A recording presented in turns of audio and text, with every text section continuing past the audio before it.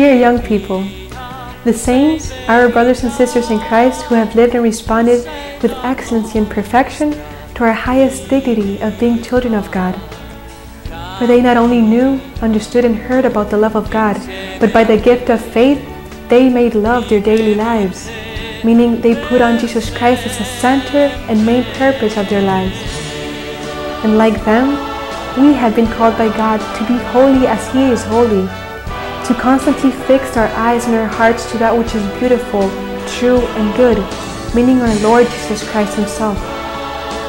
Just like the saints made the Gospels the engine of their lives, we too must walk, advance, pray, evangelize, and conquer in the world, allowing the Gospels to be the impetus of our lives, meaning the force that takes us to the love of God, that leads us to that eternal love. Blessed John Paul II, almost saint, said to the youth in one of his many encounters with them, "Young people, be not afraid to be the saints of the third millennium.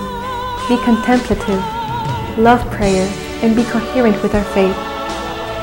Pope Francis, now in this past World Youth Day, he said, "To be athletes of Christ, therefore let us allow our Blessed Mother, our greatest example of faith and sainthood, to put on Christ in our lives." May God bless you.